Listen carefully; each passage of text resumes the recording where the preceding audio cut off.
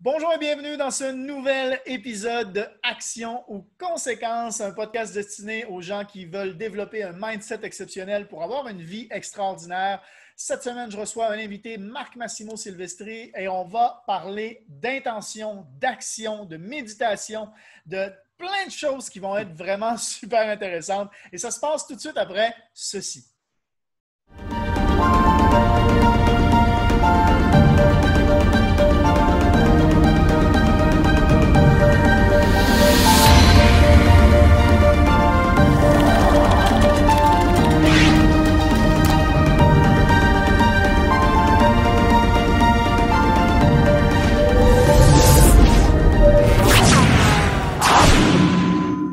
Donc, rebonjour, bienvenue à cet épisode de Action ou Conséquences. Je suis accompagné d'un ami, Marc Massimo Silvestri. Marc, enchanté que tu sois là, ça me fait super plaisir. Écoute, ça me fait plaisir aussi. Merci Mathieu de me recevoir dans ton podcast. Ça me fait plaisir que tu sois là. Marc, juste pour rappeler, pour annoncer un peu aux gens qui vont écouter ou regarder ce podcast, tu as un background assez chargé de plein de choses qui vont être super intéressantes. Vous savez que ce podcast d'Action Conséquences est destiné pour développer un mindset exceptionnel pour ceux qui veulent une vie extraordinaire. Et depuis qu'on s'est rencontrés, je pense que depuis notre deuxième rencontre, parce que la première rencontre a été très futile, très furtif, on va dire, ça a été très rapide. Mais oui, la deuxième fois qu'on s'est rencontrés, au bout de, je ne sais pas, 15 minutes, une demi-heure, je te disais, mais toi, il faut que tu viennes sur mon podcast. C'est vrai, oui. Mais d'abord, on s'est rencontrés par une coïncidence parce qu'on se connaissait déjà depuis 1 an, mais sans jamais s'être rencontrés, donc par personne interposée. Oui. Donc, c'est vraiment par coïncidence qu'on s'est retrouvés un jour assis à une terrasse d'un café à échanger sur des choses, alors qu'en fait, ce n'était pas du tout… on se connaissait grâce à Stéphie, une amie qui va peut-être écouter le podcast d'ailleurs. Oui, absolument. Donc, du coup, ton parcours m'a super intéressé, puis les discussions qu'on avait, très poussées, des choses comme ça. Est-ce que tu peux rappeler un peu ton parcours par où? En fait, comment ça se fait que tu es ici au Cambodge et qu'est-ce que tu fais en fait? Voilà, alors donc je vais pas raconter tout mon parcours parce que, ça serait long, mais j'aurais envie… Non, ça serait long. Mais ce qui est intéressant de noter, c'est que je suis souvent passé dans… J'ai plusieurs tranches de vie. Voilà, j'ai des tranches de vie. Donc aujourd'hui, je suis ici au Cambodge et je suis davantage dans le, on va dire, le coaching, dans le développement personnel avec des sujets en particulier, évidemment. Mais à un moment donné, j'étais quand même en Europe et j'étais quand même dans les chevaux. J'étais donc instructeur d'équitation. J'ai fait du spectacle. J'ai eu toute ma carrière dans les chevaux. Donc j'ai fait beaucoup de choses là-dedans. Ça m'a permis de voyager.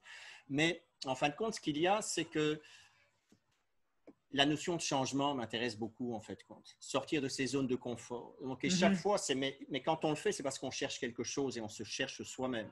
Donc, si un jour j'arrive ici au Cambodge, c'est parce que chaque fois, je suis sorti de mes zones de confort et je me suis dit, je vais à la recherche de moi-même. Et je n'oublierai jamais d'ailleurs un moment, un des éléments les plus importants, c'était quand j'étais en Europe, il y a des années de ça, c'était la première fois. Eh bien, tout d'un coup, je me suis retrouvé dans un job à contrat à durée indéterminée, donc c'est hyper sécuritaire, tout est là, le salaire qui tombe tous les mois, la belle Alfa Romeo et ainsi de suite. Et puis tout d'un coup, je suis rattrapé par mes passions intérieures qui sont le cheval. Et donc, tout d'un coup, un jour, je décide de partir pour un contrat de 6 mois au Moyen-Orient. Et tout le monde m'a dit, mais Marc, ne fais pas une chose pareille, c'est un contrat de 6 mois, fais une pause carrière, fais ci, fais ça. Et là, je me souviens très, très bien que je me dis, non, on ne peut pas être assis entre deux chaises. Quand on prend un choix, on prend une décision. Et je m'en souviens très, très bien parce que cette aventure qui devait durer que 6 mois, finalement, elle a duré 3 ans et demi. Donc, tu étais parti pour 6 mois et tu es resté 3 ans et demi. Absolument, oui, absolument. Ça a duré 3 ans et demi et puis ça a complètement donné une autre direction à ma vie. C'est évident, puis déjà c'est super intéressant parce que tu es passé déjà par plein de choses que j'avais envie de t'arrêter quasiment à chaque phrase. Oui.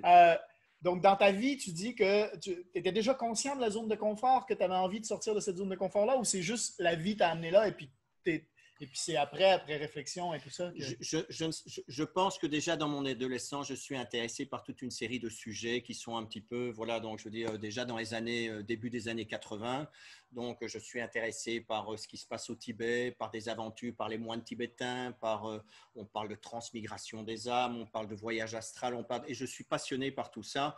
J'ai 17 ans, j'ai 18 ans, je suis tout jeune, et à cette époque-là aussi, en Belgique, je me souviens… par exemple, les monastères tibétains, on disait il ne faut pas y aller, ce sont des sectes, donc ce sont des choses qui à cette époque-là n'étaient pas répandues comme elles sont aujourd'hui.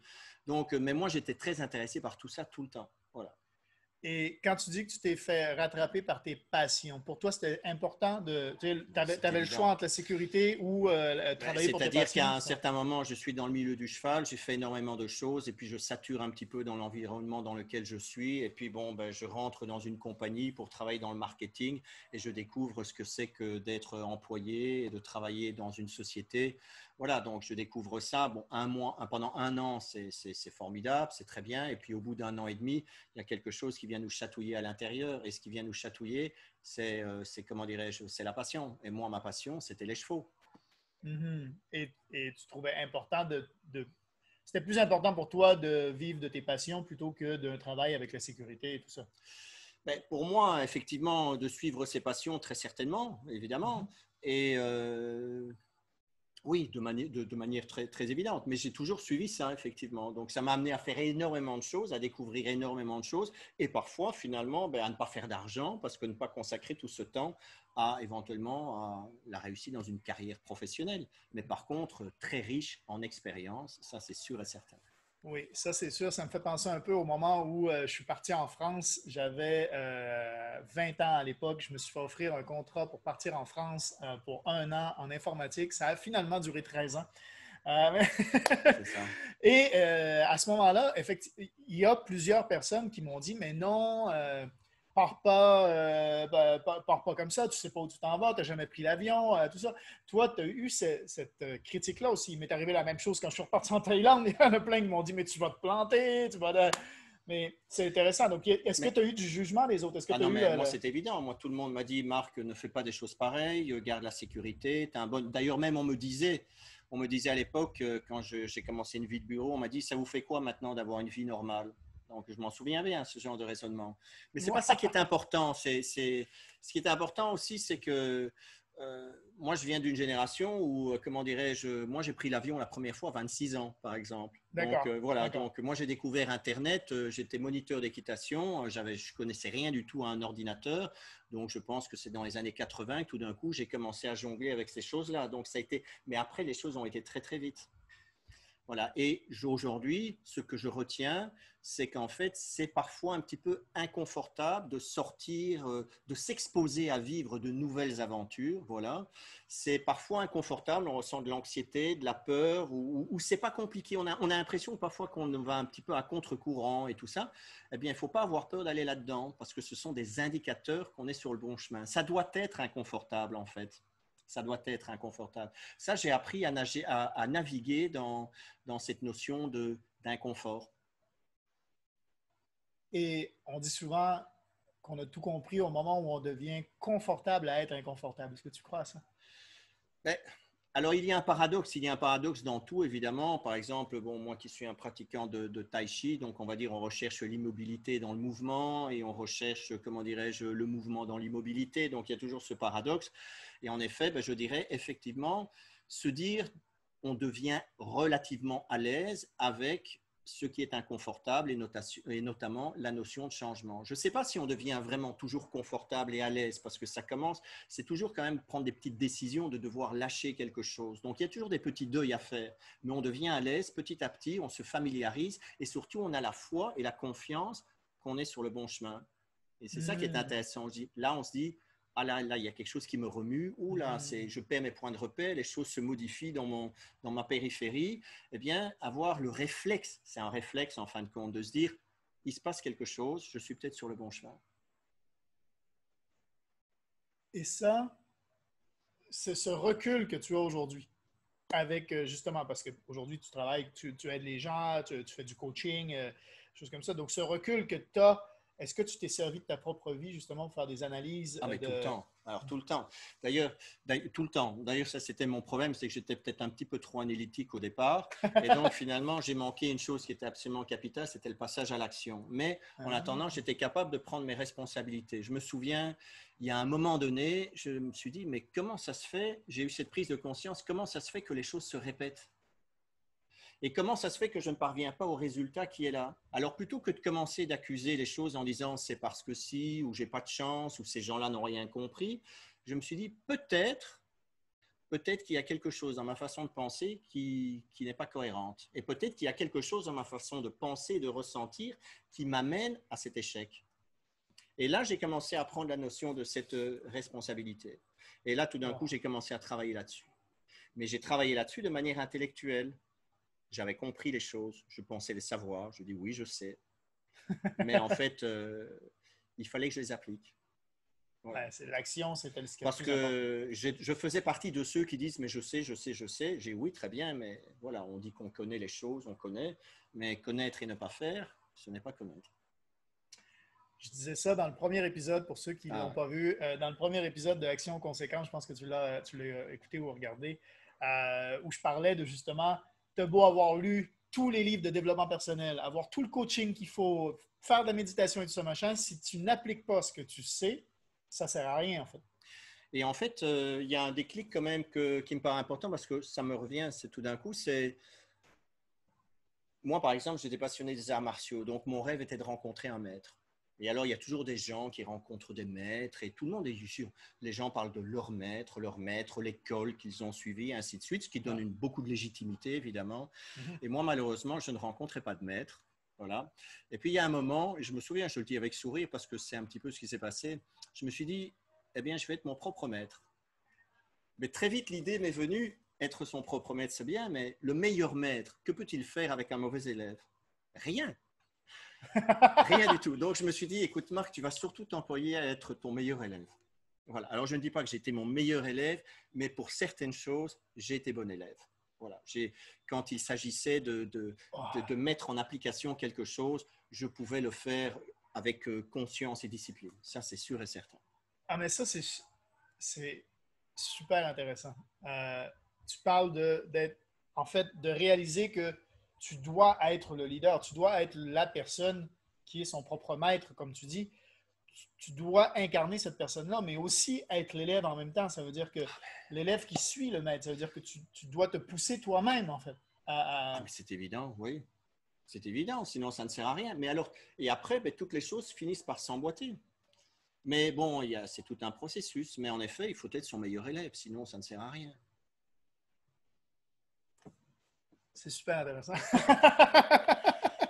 Bon. C'est super intéressant. Et tu disais que justement, tu t'étais rendu compte que tu t'étais rendu compte qu'il y avait cette répétition tu faisais toujours les mêmes choses en fait. Et puis au final, Oui, tu avais toujours les mêmes résultats. Alors, probablement que ça part aussi peut-être comment dirais-je, parfois il y a des choses positives qui émergent de quelque chose qui est négatif. Donc, je suis de nature très impatiente. Voilà, donc par exemple, je suis de nature très impatiente. Probablement que pendant toute mon adolescence et par la suite aussi, j'aspire à atteindre un niveau. Et puis, il y a cette fameuse pensée qu'on a tous d'ailleurs. Quand j'aurai atteint ce niveau, ça ira. Quand j'aurai ça, quand je connaîtrai telle chose, ça ira. Et donc, on part dans un processus, dans une escalade de se dire qu'on n'est jamais assez bien. Voilà. Donc, quelque part, c'est un manque de confiance en soi, évidemment, mais ce manque de confiance en soi, je le vois avec du recul. Hein, pour moi, c'est facile de le dire aujourd'hui, évidemment, mais ce manque de confiance en soi, quelque part, nous construit. Parce qu'on est toujours en recherche de... Donc, finalement, mon objectif, par exemple, était d'avoir un très bon niveau en art martial. Alors, tout d'un coup, je me suis mis à me lever tôt tous les matins pour aller faire mon tai chi et ainsi de suite. Et je suis rentré dans cette discipline-là, par exemple. Et puis, même si je la quittais, je suis rentré et j'y revenais toujours. Et dans les chevaux, c'était la même chose aussi. Donc, j'étais bon élève, je me suis concentré, je me suis appliqué chaque fois à répéter des choses. Voilà, donc pour ça, je sais que j'ai eu cette discipline. Puis après, on m'a dit, écoute Marc, il faut lire. Je me suis mis à lire beaucoup, énormément, à passer beaucoup de temps à la lecture pour essayer d'apprendre des choses et ainsi de suite. Mais après, je dirais que finalement, la chose la plus importante, c'est Parce que je me suis rendu compte aussi qu'un jour, on s'enferme dans des fausses disciplines. Donc, c'est pour ça qu'on parlait de la notion d'enfermement. Ouais. Et s'il y a bien une chose qui m'a toujours, comment dirais-je, qui m'a toujours déplu, c'est ce sentiment d'être enfermé dans la routine, enfermé dans les choses, où je me lasse vite, finalement. Voilà. Donc, j'ai besoin d'autres choses et ainsi de suite. Alors, donc, s'enfermer dans une routine, s'enfermer dans des habitudes, s'enfermer dans des comportements, s'enfermer même dans une fausse discipline. Voilà, donc prendre conscience de ça. Et ça a été un cheminement. Et puis, je me suis dit, bon, tiens, ben, si on est enfermé, peut-être qu'on est enfermé aussi dans d'autres choses, dans des façons de penser, Bien sûr. on est addict même à nos propres modes de pensée, Notre propre programme à interne, en nos fait, propres programmes internes, bien sûr. qui est mis en place. Moi, je dis toujours, c'est les 7 premières années de ta vie qui sont les plus importantes. Voilà. Parce que c'est là où ton programme pour le futur se met en place, en fait. Oui, et puis probablement qu'on cherche, on va se mettre sur un chemin où on va se chercher à l'extérieur, dans les événements que l'on vit, dans les personnes qu'on rencontre, ou bien, voilà, on va se chercher à l'extérieur. Et puis peut-être qu'à un moment donné, il se passe quelque chose. Et là, je pense que ce quelque chose, pour moi, s'est passé avec la méditation et très probablement avec mon aventure qui, ben, je veux dire, ma deuxième tranche de vie qui commence ici au Cambodge, à un moment donné. Ouais. Et donc, j'aurais envie de dire, parfois, on se dit, on cherche la voie. Est-ce que c'est nous qui choisissons la voie? Voilà, on a l'impression qu'on choisit la voie, mais est-ce que ce ne serait pas plutôt la voie qui nous choisit? J'aime bien cette notion-là parce qu'à un moment donné, finalement, avec ce qui s'est passé ici au Cambodge, j'ai appris à m'asseoir et à développer cette posture, on va dire, de méditation, mais au sens propre comme au figuré. Ouais. Et je pense que ça a développé des choses. Voilà. Tu as dit quelque chose tout à l'heure, je veux revenir là-dessus. Tu parlais de souvent, on se dit qu'on n'est pas assez bon pour ça, on n'est pas ci, on n'est pas ça, on n'est pas ci, on n'est pas ça. Donc, en gros, on cherche des excuses, mais on les voit pas comme des excuses quand ça nous arrive. On se dit qu'on est comme ça et on l'accepte. En fait. On accepte nos excuses. Donc, pour nous, ce n'est pas des excuses. Est-ce que tu es d'accord avec ça? Alors, pour moi, quand on dit on se trouve des excuses et ainsi de suite, moi, j'aime bien dire, en fait, on se ment à soi-même. Voilà, on se raconte des histoires. Mais bon, on le fait tous, moi en premier. Tu as d'ailleurs une vidéo qui est super là-dessus, qui est la vérité dans la oui, vérité dans le mensonge. Non, la vérité sur le mensonge. La vérité sur le mensonge. La vérité sur le mensonge. Et en fin de compte, je me suis rendu compte que je me racontais beaucoup d'histoires. Et donc, il y avait une personne dans mon entourage qui me reprochait, en fin de compte, de ne jamais la croire. Voilà, mais c'est vrai, bon, la personne avait des comportements suspects, donc du coup, je ne la croyais pas. Et puis un jour, elle m'a pointé du doigt en disant, mais en fait, c'est toi qui te mens à toi-même. Et ça m'a marqué, cette chose-là. C'est toi qui te mens à toi-même. Et puis un jour, je me souviens, je me suis réveillé pendant la nuit, à 2 heures du matin, je n'oublierai jamais. Et puis tout d'un coup, j'avais cette question dans la tête, pourquoi est-ce qu'on a besoin de se raconter des histoires? Mais se raconter des histoires, c'est s'aménager les événements que l'on vit pour les rendre acceptables dans le fond. Mais en fait, on se ment à soi-même, on s'invente des histoires.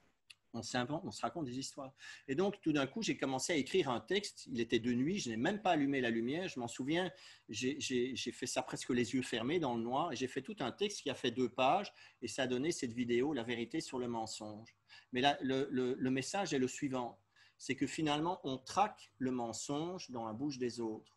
On traque le mensonge dans les médias, dans ce qu'on voit, dans tout ce qu'il y a aujourd'hui, effectivement, comme on vit une grande propagande médiatique. Et donc, du coup, on traque le mensonge dans toutes ces choses-là. Mais arrêtons de regarder à l'extérieur, en fait. Et commençons un petit peu à regarder les mensonges et les histoires qu'on se raconte à soi-même. Parce que finalement, ça nous met en souffrance, parce qu'il y a des vérités qu'on ne veut pas voir. Il y a des choses qu'on ne veut pas voir. Il n'y a rien à faire. On ne veut pas voir. Alors, les choses se compliquent et les choses deviennent plus difficiles à vivre. Donc, on les aménage avec des histoires. Et alors, du coup, ça a donné naissance à cette nécessité de faire la clarté en soi. Et donc, du coup, la force de l'intention. Et donc, du coup, alors, mais parce que tout ça est lié. Donc, en effet, moi, je crois très fort dans la force de l'intention et il arrive un moment quand on ne voit pas clair. C'est difficile d'expliquer pourquoi est-ce qu'on se raconte des histoires, pourquoi est-ce qu'on se ment, pourquoi est-ce que si, pourquoi. Alors, tous ces ces processus d'analyse, moi, ça me fatigue. D'accord. Non, mais c'est vrai, on peut réfléchir là-dessus, on peut faire une psychanalyse pendant 10 ans. Moi, non. Mais par contre, c'est vrai qu'il y a un moment, c'est pas clair et on veut y voir clair. Eh bien, je pense qu'il suffit de poser une intention. Et l'intention, mon intention, c'est de faire la clarté sur cette situation. Voilà. Mais si l'intention est sincère, et maintenant c'est du vérifier, donc maintenant oui, parce que j'ai pu l'observer, Ouais. la vie va nous renvoyer des synchronicités, des coïncidences, des situations, des événements, des personnes, toute une série de choses qui vont nous aider à y voir plus clair.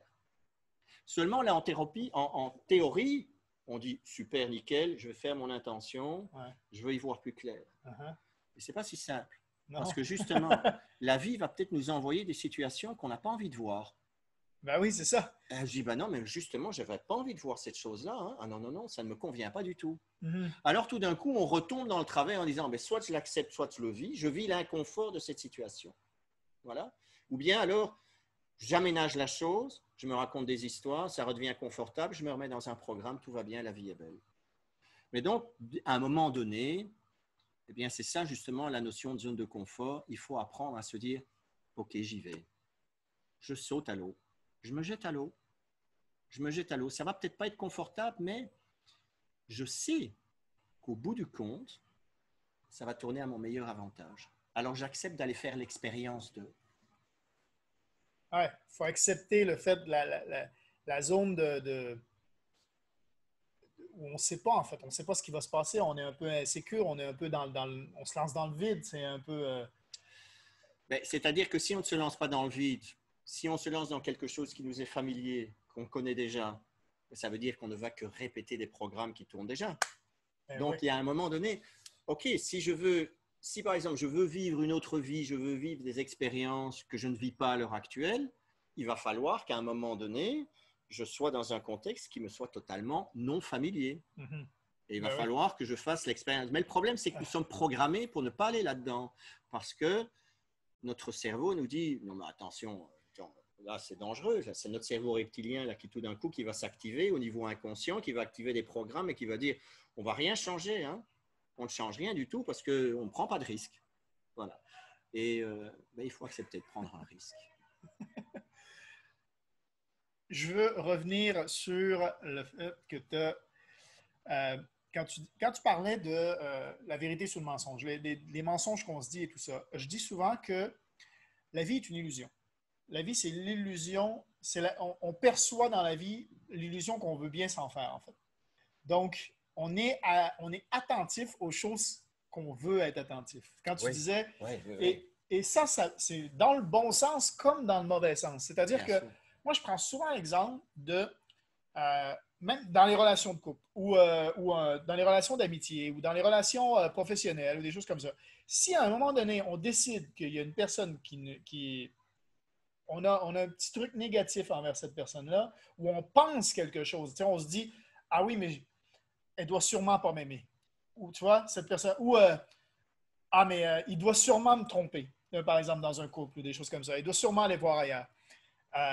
Automatiquement, on aurait dit que tout ce qui va arriver dans les jours qui vont venir vont confirmer ce qu'on pense, en fait. Non, c'est évident. Donc, je dis toujours, où est-ce qu'on porte son attention le plus souvent? Parce que c'est évident que si je porte mon attention sur quelque chose, je ne vois plus que ça. Et d'ailleurs, il y a un stage de Qigong que j'avais été faire ce stage de Qigong et je me souviens qu'ils ont avancé un concept qui était un des principes fondamentaux. Il y avait 6 principes et un de ces principes, c'était l'intention attention. Et je me souviens qu'à ce moment-là, je me suis dit, oui, je n'ai pas tilté directement. Je me suis dit, bon, l'intention, oui, ok, très bien. Si je mets de l'intention dans le mouvement, tout ça. Mais petit à petit, les choses ont commencé à décanter. Et aujourd'hui, ce qui est intéressant de se dire, c'est que le nouveau paradigme scientifique qui nous parle effectivement que nous créons notre futur, que le futur, il est déterminé évidemment par nos programmes, mais la bonne nouvelle, c'est que nous pouvons modifier ce futur. Ah oui, mais alors comment modifier ce futur? Oui. Voilà. Alors, la façon de modifier ce futur, c'est de, comment dirais-je, d'émettre une intention. Par exemple, j'émets une intention comment dirais-je, de vivre tel type d'expérience ou d'avoir tel standard de vivre ou de réaliser telle chose dans ma vie ou bien de révéler la meilleure version de moi-même.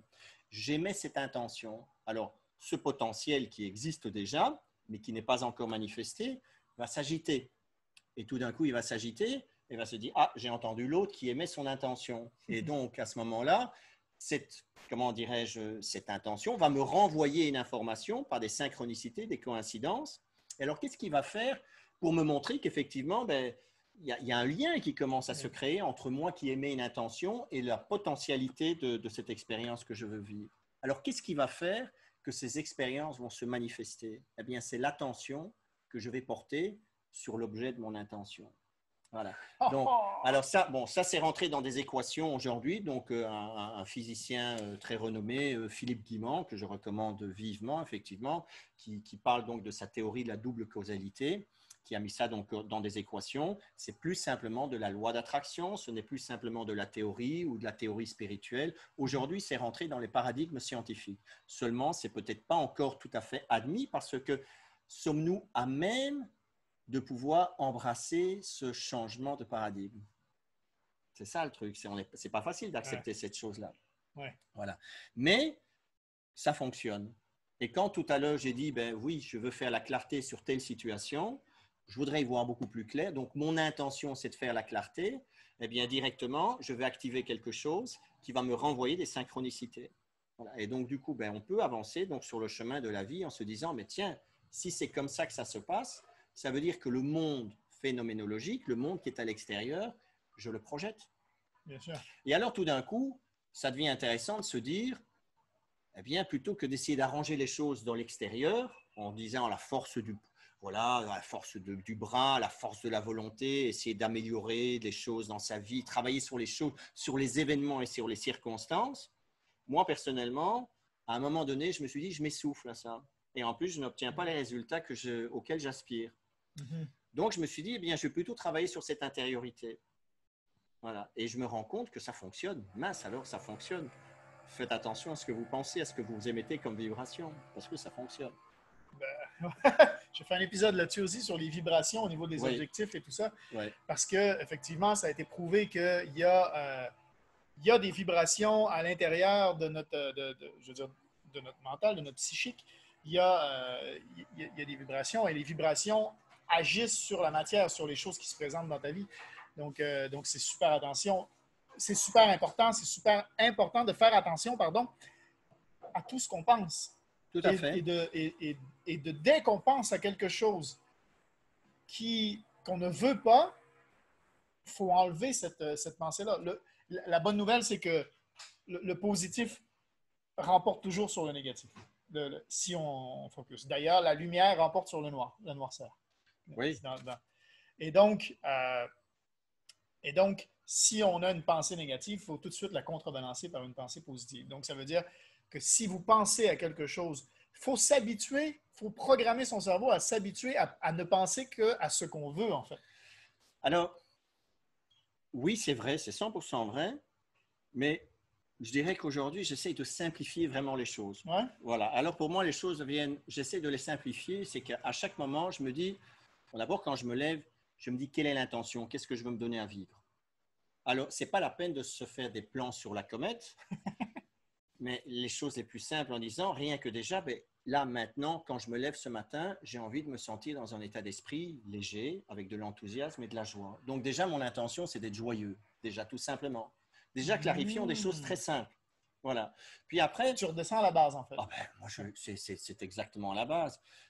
Mais ça, je pense que je ne suis pas un expert de méditation. Pourtant, ça fait 30 ans que je médite, plus que 30 ans. Non, je ne suis pas du tout. Dis-moi. Alors, on en parlera après, mais je dirais que je pense que c'est cette notion de pouvoir s'asseoir, de devenir silencieux, de rechercher cet alignement intérieur et de réduire l'agitation. Je pense que ça nous met dans un point de vérité. Voilà. Et c'est dans le fond, c'est la base. Voilà, c'est évident.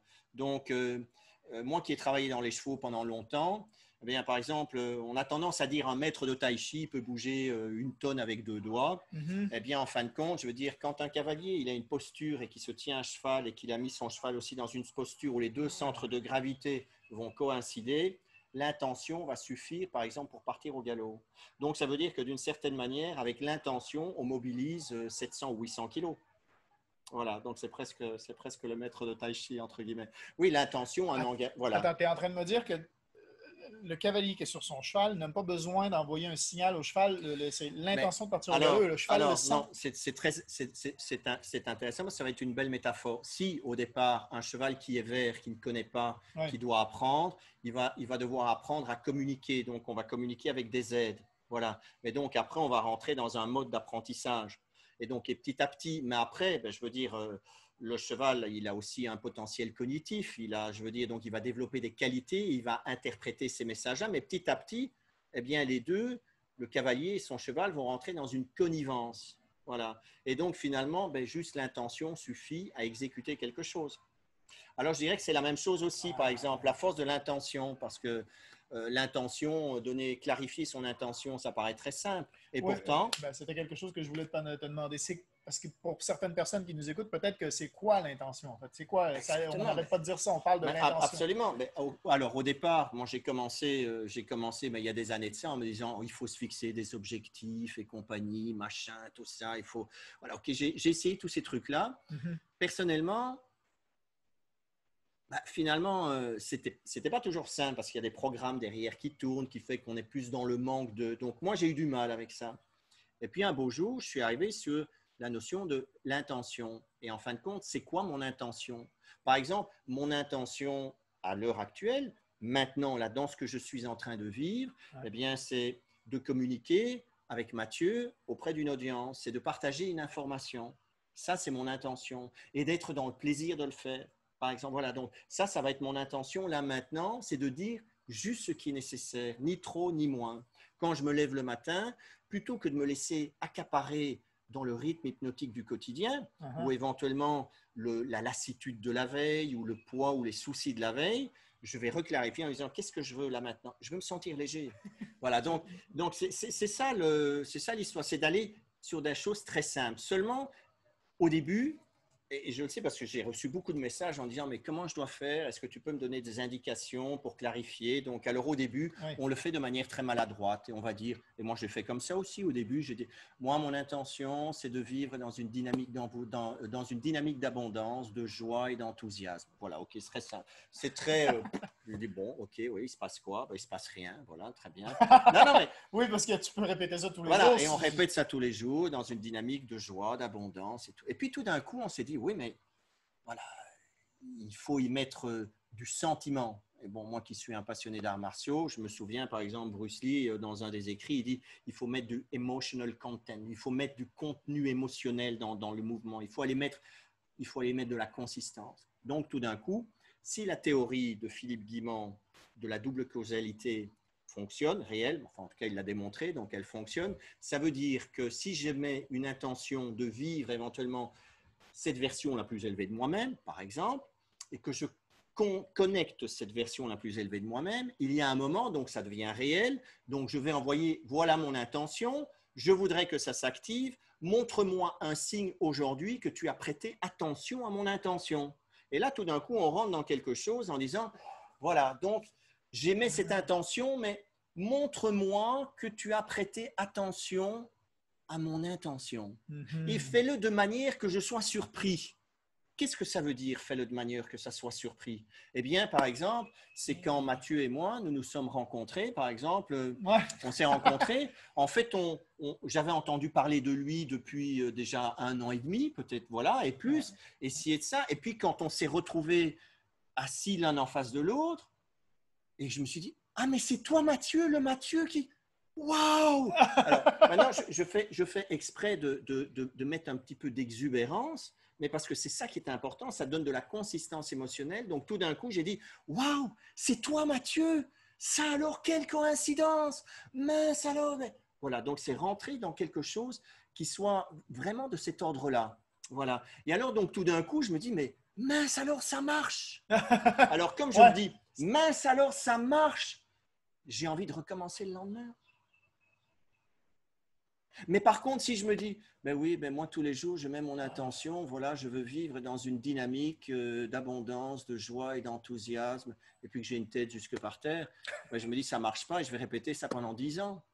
Mais non, là, tout d'un coup, je dis, merde, ça marche. Mais on est programmé comme ça. C'est l'exemple. Je sais que dans un podcast, tu l'as déjà donné. Tu as dit, ben, le jour où on t'apprend à faire un lacet, que le jour où ta mère te dit, ben, vas-y Mathieu, fais ton lacet, ben, que tu n'as jamais fait ton lacet, tu ne sais pas comment faire. Tu es désemparé. Tu dis, ben, merde, je dois faire. Et la première fois, peut-être que tu le fais, c'est avec la langue qui pend d'un côté. Il te faut un quart d'heure pour le faire. Mais puis après le jour, la première fois où tu y arrives, tu vas dire, je l'ai fait! Yes, waouh, je peux faire mon lacet! Alors, quand on rentre là-dedans, donc il y a cette chose qui va nous animer. Et alors, c'est une sorte de joie interne. Et alors, maintenant, et c'est là que j'en arrive à me dire, c'est que finalement, toutes les pratiques spirituelles, quand ils parlent de la prière, eh ben, je me dis que finalement, poser son intention le matin, c'est comme être dans une dynamique de prière, en fait. Voilà.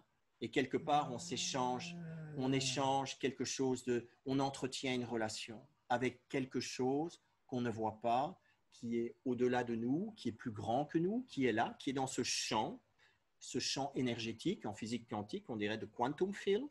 Voilà, c'est tout. Eh bien, on est en train d'échanger avec quelque chose qui est dans ce champ quantique. Et ça passe par le sentiment de se dire, waouh, ça marche. Ça passe par le sentiment. Donc, ça passe par le cœur. Et toutes les pratiques, effectivement, de méditation nous ramènent toujours à dire méditer par le cœur, l'ouverture du chakra du cœur. Moi, je ne suis pas du tout dans les traditions machin, donc je suis plutôt, comment dirais-je, je m'intéresse évidemment, bien entendu, je vais lire des choses sur la méditation éventuellement, mais je n'ai pas été faire la retraite, je n'ai pas eu de gourou, de maître, d'enseignement direct, non, je n'ai pas eu ça. Mais par contre, pendant 4 ans, quand j'ai été en charge de ce centre de yoga et de méditation, tous les jours, je me suis assis 45 minutes pour faire la méditation et pour enseigner aux gens à méditer. Voilà, donc je l'ai fait, mais je n'ai pas été suivre des enseignements auprès d'un maître, mais j'observe qu'il y a des petites choses simples, les fondations, les bases. Et donc, tu penses, il y a un peu du côté de, peu importe la religion, peu importe ce qu'on croit, peu importe si on croit en l'univers, si on croit en rien ou quoi que ce soit, la méditation, c'est un peu comme ce qui était la prière, en fait.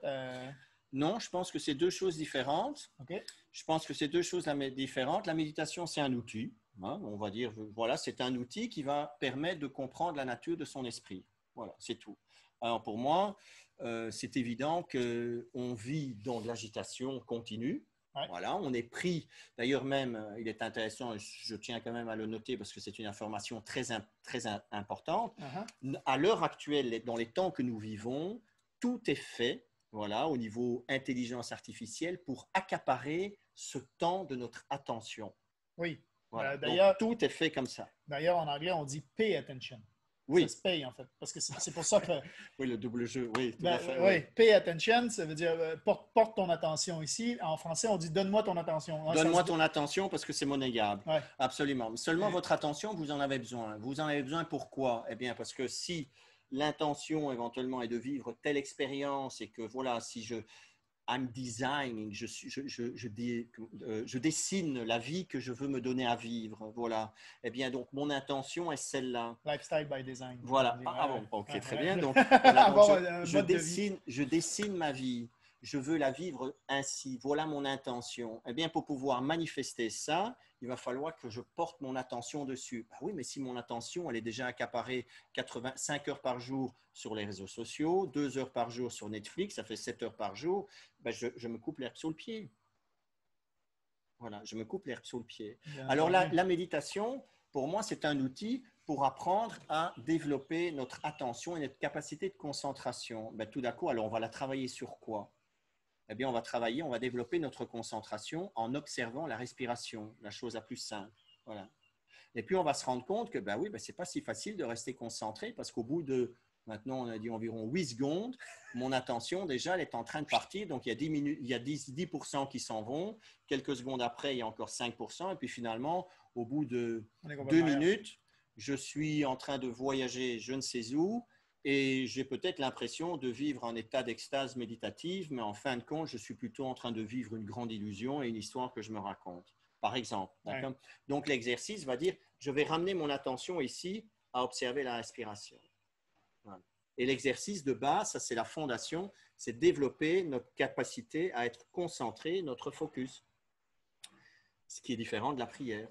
La prière, au contraire, on va rentrer dans cet échange, mais pour moi, c'est ça, l'échange entre l'intention que j'émets et les coïncidences qui reviennent dans l'autre sens, c'est un échange qui se passe avec quelque chose que je ne vois pas. Voilà, par exemple, oui, et ça, petit à petit, on finit par le sentir quand on parvient à s'apaiser et qu'on a des moments de grâce, parce que je n'ai pas dit que c'est tout le temps comme ça, voilà, d'accord, qu'on a des moments de grâce, entre guillemets, quand dans le silence de notre intériorité, on se pose, on s'apaise, et puis il y a un moment, on se dit, wow, on est dans un moment de présence, là, il se passe quelque chose. Et là, tout d'un coup, on a l'impression d'être connecté avec tout. Voilà. Et alors là, tout d'un coup, cette connexion, c'est peut-être quelque chose de l'ordre de la prière. Mais pour pouvoir prier, entre guillemets, il faut se relier. Il faut être connecté, il faut créer cette connexion. Je vais utiliser se relier. Voilà, okay. Se relier. D'ailleurs, relier en latin, c'est religare. Et puis religare donne religion. Je dis, ah oui, non, mais surtout, ne parlons pas de religion. Oui, parce qu'aujourd'hui, on veut tout ce qui parle de religion, on veut s'en déconnecter. Voilà. Mais je ne vais pas en parler de manière dogmatique, mais je vais revenir sur le sens des choses. Religare, et c'est être relié. Alors, à quoi vous reliez-vous? C'est ça, c'est une question.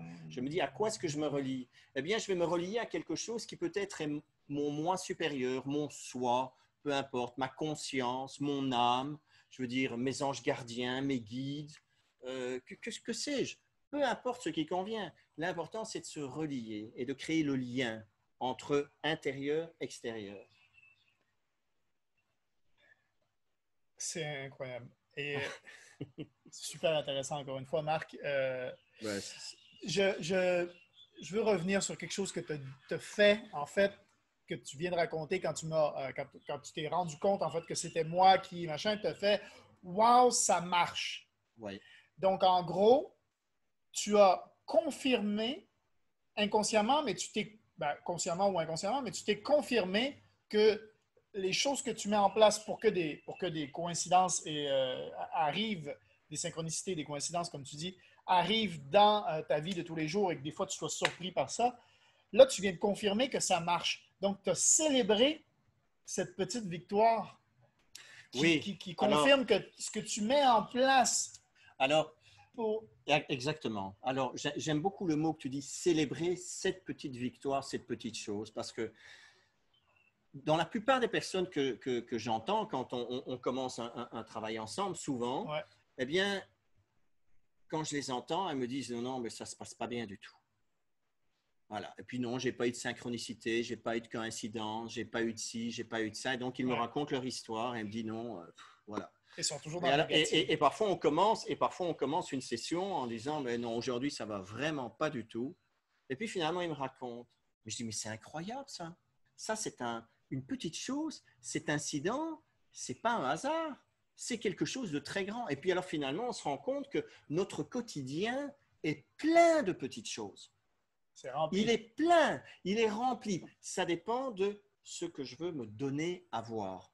Donc, je n'ai pas dit ce que je veux voir, c'est ce que je veux me donner à voir. C'est encore une petite nuance que je mets. Et souvent, on rabaisse ces petites victoires-là. Mais on minimise les choses. On les minimise, oui, c'est ça. Alors, la chose, pour moi, une des choses mais incontournables serait de pouvoir se dire comment est-ce que je vais me mettre au lit? Et je vais me mettre au lit en me disant, mais tiens, avant de me coucher, qu'est-ce que… Aujourd'hui, il m'est arrivé telle chose positive. Il m'est arrivé 2, 3, 4 choses positives. Et peut-être que les premiers jours, je ne vois qu'une chose positive. Mais après, je dis, mais mince, alors, il m'est arrivé plein de belles choses positives. Et pouvoir être dans la reconnaissance, je dis, waouh, c'est… Oui, waouh.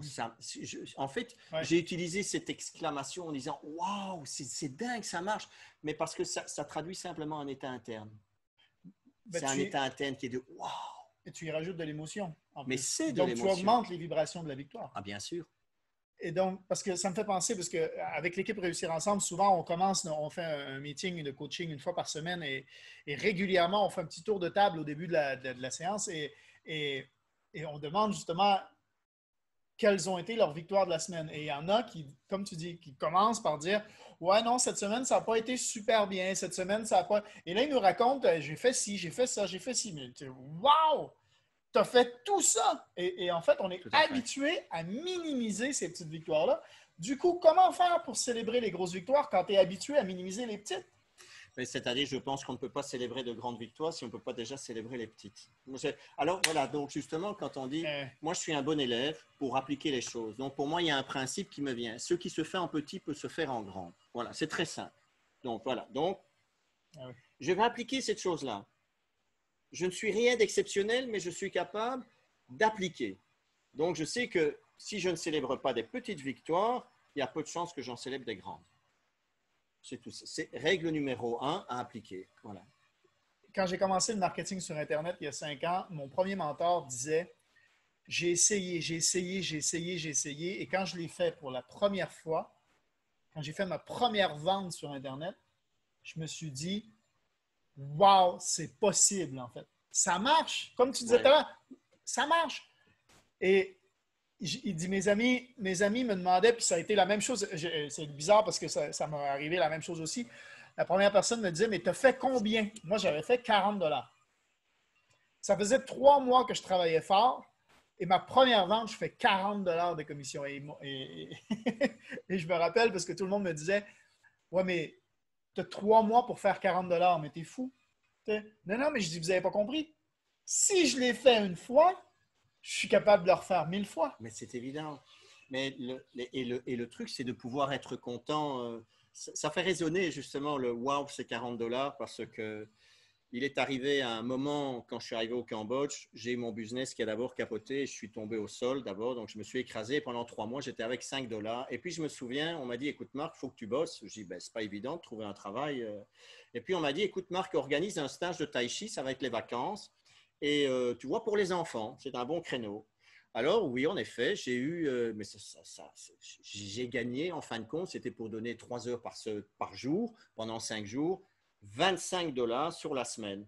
Voilà, donc c'était vraiment un surprise. On me dit 25 $ sur la semaine.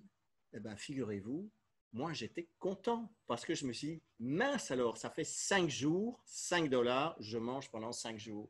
Donc j'étais capable d'être content pendant 5 jours. Voilà, donc je me souviens de ce mental-là. Voilà, j'oublierai pas. Voilà. C'est un mental de feu, là. C'est un mental. Oui, mais alors j'aime bien. Alors c'est très bien de dire un mental de feu parce que moi j'appelle les difficultés, les challenges qu'on peut rencontrer, qui parfois n'ont pas de limite en termes de profondeur, hein, parfois. Mais j'appelle ça c'est l'épreuve, le passage du mur du feu. Eh ben, pour pouvoir passer dans le mur du feu, il faut un mental de feu. Ça me paraît clair. Et pour en revenir, je reviens souvent, mais tu dis tellement de choses intéressantes que je te laisse aller et puis après je reviens sur. Non, mais c'est toi qui me donne la possibilité d'exprimer tout ça. Hein, donc, c'est génial, c'est génial. Je veux revenir sur tu disais au début qu'on avait un programme. Tu sais, on parlait du programme de répétition des choses, que pourquoi je fais toujours ça, pourquoi je fais toujours la même chose et pourquoi donc j'ai toujours les mêmes résultats. Et tu t'es dit peut-être que j'ai mis en place un programme, tu sais, prendre conscience que tu as un programme, en fait, qui se répète. Et c'est drôle parce qu'on a fait un épisode sur l'hypnose avec Vincent Leclerc et on parlait de cet état d'auto-hypnose que tu es entre 60 et 70 %, ou si je me souviens bien, si Vincent regarde, il va peut-être me dire non, c'était 70-80. Mais, mais on est dans un état d'auto-hypnose constant dans nos journées pour la simple et bonne raison qu'on n'a plus à penser à faire des choses. On est dans des automatismes, en fait. On a créé des automatismes. Quand on se lève le matin, on sait exactement où sont nos assiettes ou nos bols pour manger le matin. On sait ce qu'on a à faire. S'il faut préparer les enfants pour aller à l'école, on fait tout ça sans trop y réfléchir. On fait tout ça sans avoir besoin d'y réfléchir. C'est un automatisme. Donc, notre cerveau, il est endormi à ce moment-là. Il n'est pas, ou il est ailleurs en train de faire autre chose. Le subconscient, lui, il travaille tout le temps. Exact. Mais j'adore ça. Mais on est dans un état d'automatisme. Et justement, le subconscient travaille tout le temps, donc le subconscient peut s'en aller. Et on en avait parlé ensemble. La façon de justement si on est habitué à faire toujours les mêmes choses et que ça donne toujours les mêmes résultats sans s'en rendre compte, parce que des fois, on ne s'en rend même pas compte qu'on est dans ces automatismes-là. Comment faire pour créer un bug dans le système? J'adore ça. Comment faire pour créer tu vois, comme on est dans un programme, on va prendre un programme d'ordinateur. Comment on fait pour mettre un virus? On parle Comment on Oui, fait pour créer, en fait, mais c'est exactement ça, oui. un bug dans le système pour qu'il y ait une mise à jour de ce programme-là, en fait. Pour qu'on avance dans la vie, il faut bien modifier ce programme-là. Là. Comment on fait? On en a parlé de Oui, je sais bien, parce que je vois très bien sur quel terrain tu es en train de m'amener. Effectivement, c'est le terrain des interférences. Ça, exactement. pour moi, ça, c'est ça, je vais en parler tout de suite. Mais en fait, c'est vrai que ces notions de comportement en fait, nous sommes endormis, en fait. Nous sommes endormis. Et d'ailleurs, il y a même une phrase, une pensée, la pensée chinoise, je ne sais plus quel maître qui dit ça, mais quand on est réveillé, en fait, quand on pense qu'on est réveillé, dans le fond, nous sommes endormis. Et quand nous sommes endormis, c'est peut-être le moment où nous sommes vraiment éveillés. Donc, il est important de comprendre ça. Et aujourd'hui, je pense que c'est la grande différence, c'est la grande différence qui s'opère. C'est le changement, c'est le véritable changement qui s'est opéré chez moi aujourd'hui à travers ce que j'ai vécu. C'est de prendre conscience de ça. C'est le subconscient. Donc, par exemple, si je bâtis un programme d'accompagnement, je ne vais pas me mettre sur une table à commencer à rédiger de manière intellectuelle et logique. Non. Je veux au contraire planter cette intention. Je veux qu'il se passe quelque chose, je construis quelque chose. Et ce qui m'intéresse, ce n'est pas éventuellement les 10 minutes ou les 15 minutes par jour que je vais passer sur mon papier. Mm-hmm. C'est ce qui va se passer pendant les 23 heures et 50 minutes qui est intéressant. Et c'est là qu'il se passe quelque chose. Donc, ça fait partie d'enseignements, et ça, c'est partie d'enseignements taoïstes, en fait, des enseignements très, très anciens, ou qui sont donc des initiations. C'est une initiation qu'on donne, donc, mais c'est adapté aussi, on peut l'adapter à la vie de tous les jours aujourd'hui, et c'est de créer des interférences dans son quotidien. Voilà, et il ne faut pas en créer de trop au début, des choses simples. Mais par exemple, je me lève le matin, par exemple, cette intention du matin. Mais déjà, par exemple, mon intention le matin, quand je me lève, ça va être je remercie pour cette belle journée qui vient, par exemple. Toujours. Puis après, il y a par exemple ce qu'on appelle les 3 temps magiques. Il y a le temps où je vais remercier quand je me lève le matin et je vais au contraire remercier aussi quand je vais me coucher pour les expériences que j'ai vécues. Ça, c'est un des premiers temps magiques. Le deuxième, c'est le temps de la douche. C'est le temps quand je me lave avec l'eau, je suis dans ce contact avec l'eau. Et dans ce contact avec l'eau, eh bien, je me nettoie, je me purifie. Et je me nettoie, je me purifie, et j'ai cette intention, effectivement, de me nettoyer, et l'eau qui coule sur mon corps, cette lassitude qui me quitte, par exemple. Voilà. Temps numéro 2. Et le temps numéro 3, ça va être, par exemple, l'alimentation. Je vais penser à l'alimentation. Et alors, donc, je veux dire que ce sont des petites interférences qui se font, mais on peut en mettre plein d'autres. Par exemple, moi, je me souviens toujours, je disais quand j'enseignais la méditation, aujourd'hui, je vais vous donner un exercice. Quand prend-on conscience de notre respiration? Mm-hmm. Je ne dis pas simplement, quand prend-on, mais c'est quoi un cycle de respiration? C'est j'inspire, il y a un moment où je suis plein, il y a un moment où je fais l'expérience du vide et je repars sur l'inspire. Donc ça, c'est prendre conscience du souffle, d'un cycle de la respiration. Mm-hmm. Est-on conscient de ça? Ben non, on n'a pas besoin d'en être conscient puisque de manière inconsciente, cela se fait. Très bien, mais avant d'être un être pensant, je suis un être respirant. Avant d'être l'être pensant que je suis l'être qui respire. Bien sûr. Quand je sors du ventre de ma mère, je ne suis pas en train de penser déjà à la planification de ce qui va se passer. Non, je respire uniquement. Donc, très bien, mettons 3 temps. Alors, essayons de réinstaller dans notre routine quotidienne 3 temps où je vais me mettre à respirer. Et puis, on va se rendre compte que ce n'est pas facile d'y penser parce qu'on est déjà pris, on est pris dans, moi j'appelle ça le rythme hypnotique du quotidien. Oui, en effet, on vit dans une hypnose en continu dans sa journée. Moi j'appelle ça le rythme hypnotique du quotidien. Et donc, tout d'un coup, si je m'arrête 3 fois pour respirer, je me réapproprie un temps. Ah oui, un temps de quoi? Un temps de présence. Et ça veut dire quoi déjà le temps? Mais déjà, quand on commence à parler du temps, on s'est dit le temps n'existe pas, c'est une valeur très relative.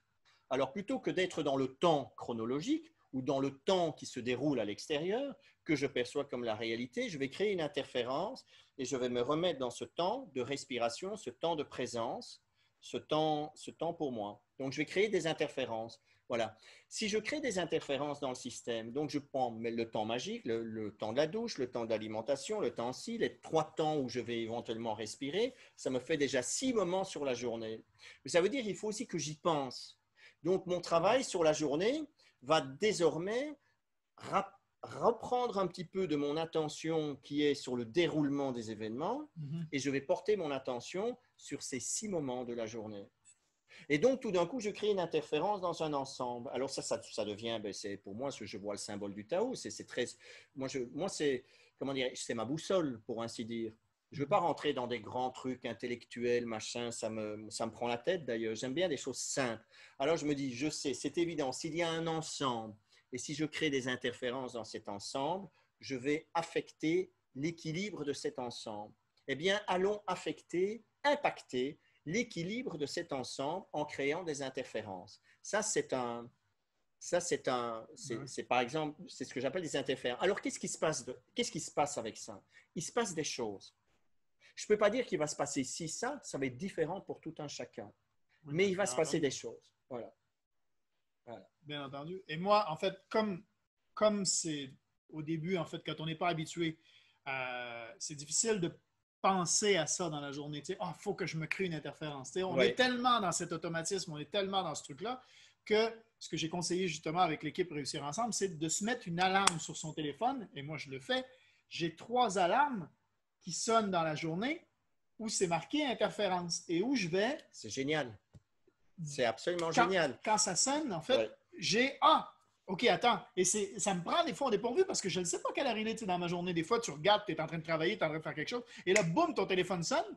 Et je ne l'ai pas mis, par exemple, à 15 heures pile. Je l'ai mis à 14h57. Tu sais, quelque chose qui n'est pas logique.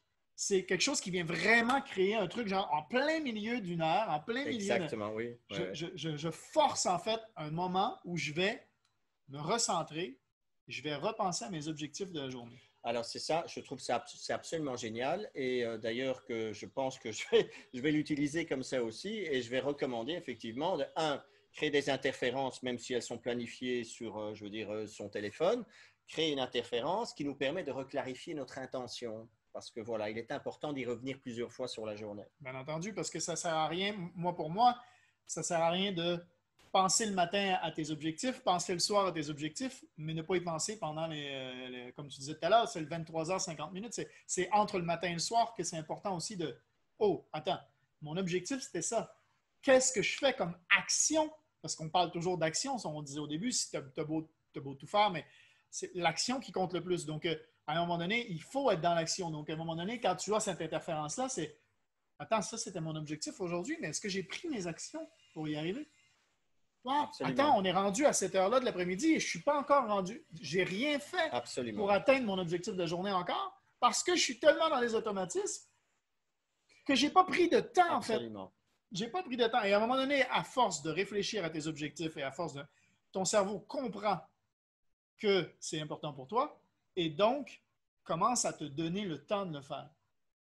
Tes priorités changent et bizarrement, tu as du temps pour faire ce que tu n'avais pas le temps de faire avant. Tout à fait. L'intention et l'action sont 2 choses qui sont absolument indissociables. Elles vont ensemble, c'est évident. Oui. Et la méditation, justement, c'est justement faire ce travail-là. C'est en permanence faire rapporter notre attention ici, là, maintenant. Se souvenir, c'est refaire en permanence ce choix de rapporter notre attention sur la respiration. Voilà, simplement. C'est en permanence, c'est, comment dirais-je, j'ai pas le mot, tout d'un coup, c'est pas le déclic, c'est ce réflexe. Voilà, c'est de développer un réflexe dès qu'on s'égare, de revenir là, ici, et d'observer sa respiration.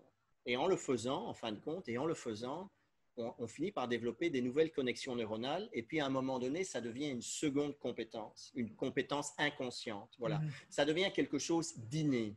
Alors, la magie s'opère. Je ne dis pas que ça m'arrive tout le temps, mais la première fois que ça m'est arrivé, c'était incroyable. J'étais dans un conflit voilà, j'étais dans un conflit, donc où on se dispute avec de la colère.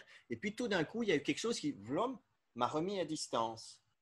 Et puis là, tout d'un coup, je me suis rendu compte que j'étais dans la colère. Et puis tout d'un coup, l'autre était seul dans la colère. Et puis finalement, je disais à l'autre, mais je comprends que tu sois dans la colère. Voilà. Et tout d'un coup, je me suis rendu compte comment ça se fait que j'ai pu prendre cette distance. Voilà. Et puis, par rapport aux événements que l'on peut vivre, même aujourd'hui, la situation, la rupture, la fracture que aujourd'hui le monde est en train de connaître avec ce qui s'est passé avec ce Covid, c'est une fracture. Eh bien, malgré tout, prendre de la distance. Qu'est-ce qui est en train de se jouer là maintenant? Prendre de la distance. Oui. Et quand je prends de la distance, alors là, je porte un regard nouveau. Et si je porte un regard nouveau, probablement que je peux m'attendre à avoir un résultat nouveau. Tout à fait. Marc Massimo Silvestri. Incroyable, incroyable. C'est un premier podcast qu'on fait ensemble. C'est déjà fini. On a déjà 1 heure de fait. Incroyable, hein? Ça passe très, très vite. Et dites-nous en commentaire si vous aimeriez qu'on se fasse d'autres épisodes comme ça. Parce que je pense qu'on peut aller plus loin. On peut aller beaucoup plus loin que ça dans nos discussions. Et on s'en est déjà parlé, je pense qu'on va en faire plus qu'un. Mais dites-nous en commentaire, est-ce que ça vous intéresserait qu'on refasse un autre épisode comme ça et peut-être plusieurs autres épisodes où on irait plus loin? Et si vous avez des sujets que vous vouliez... des suggestions à faire, des sujets, des questions à aborder. Oui, tout à fait, absolument. Oui. Dites-nous-le, ça nous ferait plaisir de continuer. On vous remercie beaucoup à tous ceux qui partagent le podcast, qui s'abonnent à la chaîne YouTube, au groupe Facebook. Rejoignez-nous sur le groupe Facebook qui s'appelle Action ou Conséquences Podcast. Marc Massimo Silvestri, mon invité aujourd'hui, va être tagué dans le post. Et si vous voulez revoir, entre autres, les archives et tout ça des anciens podcasts, des anciens épisodes, c'est dans le groupe Facebook, c'est sur la chaîne YouTube. Écoutez-nous aussi sur toutes les plateformes. Laissez un petit commentaire, ça fait toujours plaisir. Et bien entendu, rejoignez-nous sur le Patreon si vous voulez. On est au Cambodge ici, on le sait en ce moment. Grosse crise économique, il y a des gens dans le besoin. Et j'ai créé un Patreon qui s'appelle Action Conséquences, où on vient en aide aux familles qui sont dans le besoin ici. On leur amène de la nourriture à tous les mois. Donc, si vous voulez participer à ça et parrainer, vous aussi, une famille, il y a plusieurs formules disponibles et ça se trouve sur le Patreon. Le lien est dans la description un peu partout, autour de la vidéo, quelque chose sur le groupe Facebook. Donc, vous allez trouver, c'est sûr, ou aller sur patreon.com, chercher Action Conséquences, vous allez probablement trouver. Donc, un gros merci à tout le monde. Merci. Merci à tous. Merci Mathieu. Merci Marc Massimo Silvestri. Et on se dit donc à un prochain épisode. Ciao tout le monde. Ciao, ciao. Bye bye.